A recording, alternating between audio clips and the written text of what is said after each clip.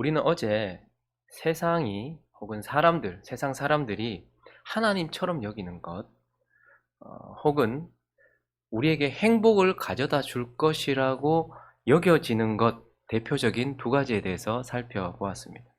결론적으로 세상이나 사람들이 하나님처럼 여기고 그것이 우리에게 행복을 가져다 줄 것처럼 여겨지지만 결론적으로는 어떻습니까? 그것이 행복을 가져다 주지 못한다라는 것이죠. 그 힘이나 돈이 우리에게 행복을 가져다 줄 수 없다라는 결론을 어제 우리가 살펴보았습니다. 그럼 무엇이 우리를 행복하게 하는 것입니까? 그럼 사람은 어떻게 행복을 볼 수 있는 것입니까? 오늘 이어지는 이 6장은 사람이 무엇으로 행복을 얻는지, 사람이 어떻게 행복을 얻는지에 대하여서 우리에게 말해주고 있습니다. 두 가지로 나눠서 살펴보려고 하는데요. 그 첫 번째는 하나님의 허락하심. 하나님의 허락하심으로 인하여서 사람이 행복을 본다라는 것입니다. 오늘 본문의 10절을 보시면요. 솔로몬이 이렇게 하나님을 표현하고 있습니다. 읽어볼까요? 시작. 이미 있는 것은 무엇이든지 오래전부터 그의 이름이 이미 불린 바 되었으며 사람이 무엇인지도 이미 안 바 되었나니 자기보다 강한 자와는 능히 다툴 수 없느니라. 좀 원문을 살려서 좀 더 이해하기 쉽게 번역을 해드리면 이렇습니다. 지금 존재하고 있는 것은 이미 오래전부터 이름을 가지고 있다. 사람이 무엇인지도 이미 알려져 있다. 그러나 사람은 자기보다 강한 자와 다투는 일을 할 수 없다. 즉 하나님에 대해 소개해주면서 이 땅에 이미 있는 모든 것들이 이미 그에 의하여서 이름이 지어져 있다라는 거죠. 그리고 사람에 대해서도 하나님은 이미 다 하나님 안에는 결정지어져 있다라고 하면서 하나님은 모든 것을 정하시고 모든 것을 만드시는, 하나님께서 이미 모든 것을 그냥 미리 봐서 안다는 것이 아니라 이미 정하시고 그분이 선택하시고 그분이 창조하셨기 때문에 이미 그분이 정하신 사람보다 강한 자, 지극히 높은 자, 이렇게 하나님을 소개하면서 모든 것을 정하시는 강하신 분, 이렇게 하나님을 정의 내리고 있습니다.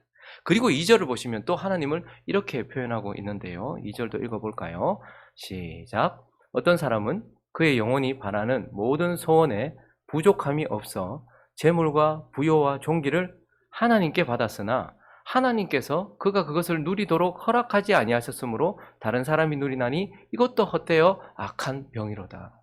어떤 사람이 그의 영혼이 바라는 모든 소원, 부족함 없이 재물, 부요, 존귀를 어떻게 했대요? 그가 모았고 그가 했다는 것이 아니라 하나님께서 그에게 주셨다라고 표현하고 있어요. 하나님께 받았다라고 표현하고 있고 또 그런데 하나님은 누리도록 허락하지 않으셨다라고 말해서 실컷 수고해서 모았는데 누리지는 못하게 되는 거죠. 그러니 하나님을 또 어떻게 소개하는가 하면 하나님은 모든 것을 정하시는 강하신 분, 그리고 하나님은 그것을 누구에게 주시는 분, 그렇지만 그것을 누리도록 뭐 하시는 분? 허락하시는 분이라는 거예요. 하나님이 허락하셔야지만 행복을 누릴 수 있다라고 말하면서 하나님은 이 행복, 이 모든 것들을 누리게 하시는 분이다. 정하신 분이고 주시는 분이고 누리게 하시는 분이다라고 우리에게 말씀하고 있는 것입니다. 그러므로 사람은 어떻게 행복해집니까? 우연히 행복을 만나는 것도 아니고 자신의 한없는 노력으로 행복을 만나는 것도 아니라 결국 하나님의 허락하심, 하나님에 의하여서 행복을 볼 수 있다라고 우리에게 말씀하고 있는 것입니다. 자, 그리고 이제 오늘 본문을 통하여 솔로몬이 우리에게 사람이 그러면 어떻게 행복을 볼 수 있는가? 그 두 번째는 자신의 변화를 통해서 행복을 만나고 행복을 볼 수 있다라고 말해요. 분명히 행복은 우연의 산물도 아니고 자신의 한없는 노력의 결과도 아니라 하나님에 의해서만, 하나님이 허락하셔야지만 주어지는 것이죠. 자, 그런데 또 하나의 요소를 또 우리에게 말해주고 있어요. 3절을 한번 읽어볼까요? 3절이 있습니다. 시작. 사람이 비록 100명의 자녀를 낳고 또 장수하여 사는 날이 많을지라도 그의 영혼은 그러한 행복으로 만족하지 못하고 또 그가 안장되지 못하면 나는 이르기를 낙태된 자가 그보다는 낫다 하나니. 또 한 가지 행복을 말하면서 그가 이 모든 것들을 다 받았다 할지라도 만족하지 못하면 차라리 빛 한 번 보지 못했던 낙태된 자가 훨씬 낫다라고 말할 만큼 그렇게 표현을 하면서 지금 솔로몬이 말하는 것은 하나님의 허락하심도 중요하지만 그것을 만족하는 자기 자신의 영혼의 만족함, 자기 자신이 만족하는 것에 행복이 달려 있다라고 말하면서 우리에 대하여서도 말하고 있는 것입니다. 그런데요, 오늘 본문에서 사람이 행복할 수 있으려면 하나님의 허락하심이 있어야 된다. 그런데 또 사람이 행복하려면 자기 자신이 그것에 대하여 만족할 수 있어야 된다. 자기 자신이 만족할 수 있어야 된다라고 말하지만, 그러나 오늘 7절을 한번 보실까요? 근데 사람이 어떤 상태인가? 7절을 읽어봅니다. 시작. 사람의 수고는 다 자기의 입을 위함이나 그 식욕은 채울 수 없느니라. 결국 수고해서 입을 위하여서 수고를 하지만 그 어떤 수고로 받은 얼마만큼이든지 간에 그 식욕은 다 채울 수 없다. 즉 한없는 욕망, 끝없는 욕망을 채울 수 없다라고 우리에게 말해주고 있어요. 사람이 행복하려면 자신이 만족해야 돼요. 그런데 사람은 어떤 상태인가? 어떠한 것으로도 자기 자신을 채울 수 없는 끝없는 욕망을 가진 상태다. 그래서 9절도 보시면요, 눈으로 보는 것이 마음으로 공상한 것보다 나아요. 그러니까 생각만 하고 있는 것보다 직접 보는 게 훨씬 낫다는 것이죠. 그렇지만 이것도 헛되어 바람을 잡는 것 같아요. 봤다 할지라도 만족한다 못한다? 못한다라는 거예요. 아무리 먹어도 내 입이 만족하지 못하고 아무리 보아도 내 눈이 만족하지 못하는, 우리의 행복은 나의 만족에 달려있는데, 내 영혼의 만족에 달려있는데 나는 어떤 것을 가지고서도 만족할 수 없는 상태다. 그런데 8절은요, 모든 사람들이 그렇다라고 말하고 있어요. 지혜자가 우매자보다 나은 것이 무엇이냐? 살아있는 자들 앞에서 행할 줄을 아는 가난한 자에게는 무슨 유익이 있는가? 이 말은 지혜자도 우매자보다 이 욕망이 덜하지 않다는 말이에요. 우매한 사람은 한없는 욕망, 끝없는 욕망에 사로잡혀 있다. 그런데 지혜자는 그러면 그런 욕망이 없느냐? 우매한 자나 지혜자나 똑같이 끝없는 욕망을 가지고 있다. 그런데 또 뭐라고 말합니까? 거기 보니까 가난한 자, 살아있는 자들 앞에서 행할 줄 아는 가난한 자. 저 말은 어떻게 행해야 될지를 분별할 줄 아는 가난한 자, 이런 뜻입니다. 가난하다라고 욕망이 없을까요?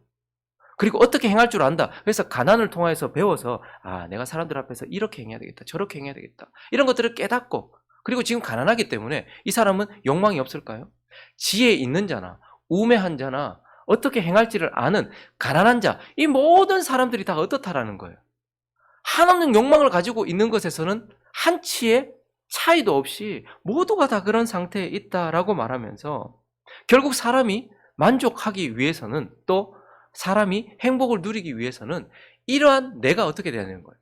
나 자신이 변화되어야 된다는 거예요. 이런 상태에 있는 내가 변화되어야지만, 이런 영혼의 상태에 있는 내가 변화되어야지만 행복을 볼 수 있다라고 말하고 있어요.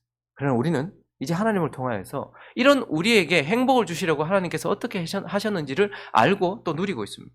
에스겔서 36장 26절을 보시면요, 우리는 끝없는 욕망을 가지고 있기 때문에 행복을 만나지 못해요. 그런데 그런 우리에게 하나님께서 어떻게 하셨습니까? 시작. 또 새 영을 너희 속에 두고 새 마음을 너희에게 주되 너희 육신에서 굳은 마음을 제거하고 부드러운 마음을 줄 것이며, 저 약속이 우리에게는 실제로 이루어졌어요. 그래서 우리는 만족하지 못하는 영, 만족하지 못하는 한없는 끝없는 욕망을 가지고 있는 마음, 이러한 마음을 하나님께서 바꾸어 주셨어요.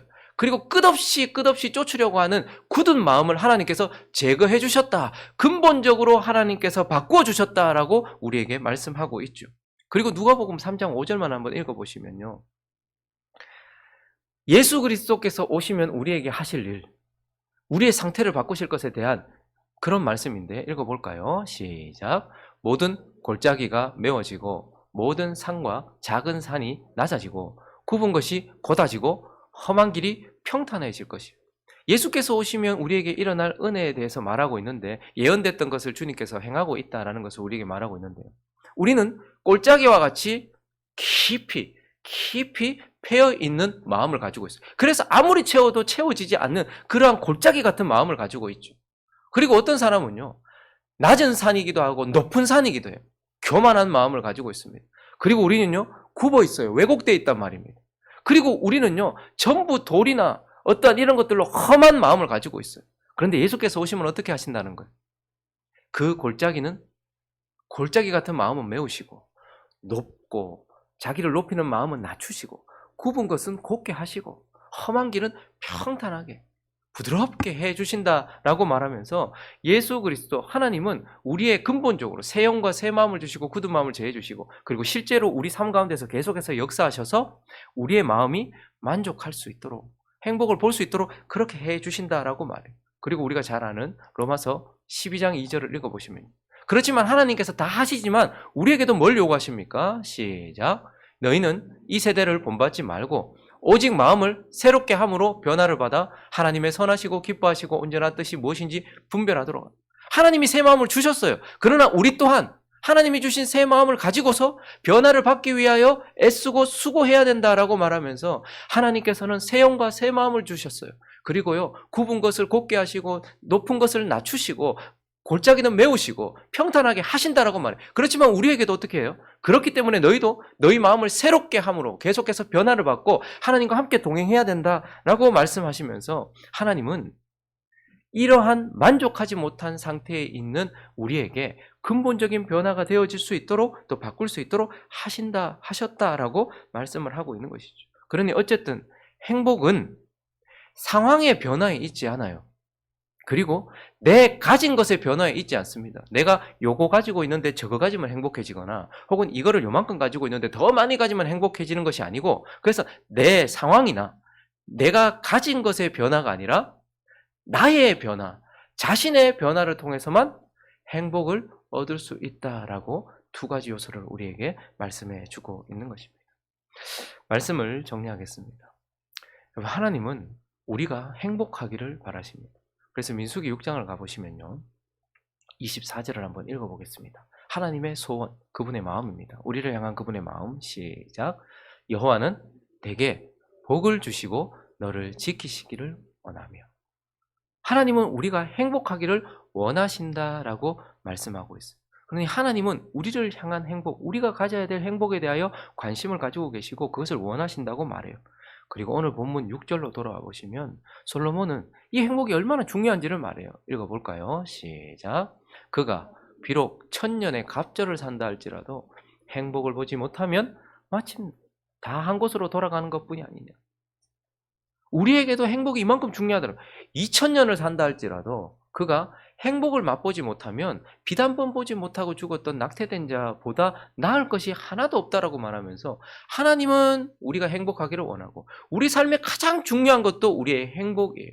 그렇기 때문에 우리가 어떻게 행복할 수 있는가 하는 것을 아는 것은 매우 중요하고 하나님은 우리에게 하나님께서 행복을 허락하셔야지만 된다. 하나님으로만 행복할 수 있다. 그분이 주셔야지만 행복할 수 있다. 그분이 허락하셔야지만 행복할 수 있다라는 것을 우리에게 말씀하시고 그리고 우리에게 이미 하나님이 허락하셨다라고 말씀하고 있어요. 우리 교회 이름을 지을 때 하나님께서 주셨던 말씀인데요. 신명기 33장 29절을 보시면 첫째 줄만 한번 읽어볼까? 두째 줄까지 계속 읽어보죠. 시작.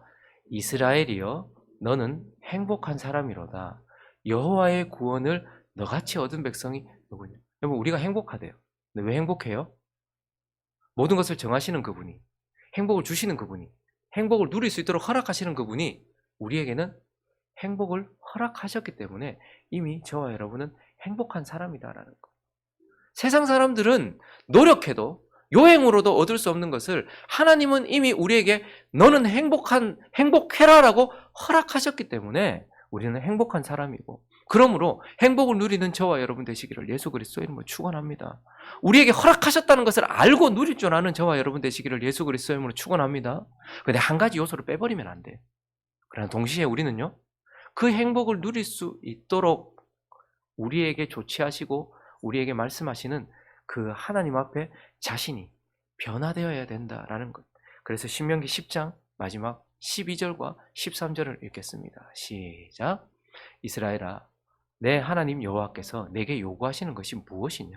곧 내 하나님 여호와를 경외하여 그의 모든 도를 행하고 그를 사랑하며 마음을 다하고 뜻을 다하여 내 하나님 여호와를 섬기고 내가 오늘 내 행복을 위하여 내게 명하는 여호와의 명령과 규례를 지킬 것이 아니. 이미 하나님은 우리에게 행복을 허락하셨지만 그러나 나의 행복을 위하여 하나님께서 내게 명하시는 규례와 이 모든 것들, 내 마음의 변화와 내 행동의 변화를 통해서, 그래서 우리는 내 스펙의 변화나 내가 가진 것의 변화나 내 힘의 변화나 내 상황의 변화를 통해서가 아니라 내가 하나님께 합당한 모습으로 변해서 행복을 얻는다라는 것을 기억했으면 좋겠어요. 오늘 우리가 아침에 찬양했던 것 기억하십니까? 주 음성 외에는 참 기쁨 없습니다. 주님이 허락하셔야지만 주 떠나가시면 내 생명 헛되다. 나 죽게 왔으니 주여 복 주시옵소서. 허락하시 복을 주시는 분이 하나님이시니 하나님 내게 복 주십시오 라고 말하는 것도 중요하지만 우리가 또 기억해야 되는 것은 주 명령 따를 때 늘 계시옵소서. 기쁘고 기쁘도다. 항상 기쁘도다. 나 죽게 왔사오니 복 주옵소서. 우리가 찬양했던 것처럼 복을 주시는 그 하나님, 그 하나님의 허락을 받았음을 기억하고 나의 변화를 통해 누릴 이 복을 하나님께서 허락해 달라고 오늘 아침에 간절히 기도하고 또 그러한 행복을 누리는 저와 여러분 되시기를 예수 그리스도의 이름으로 축원합니다.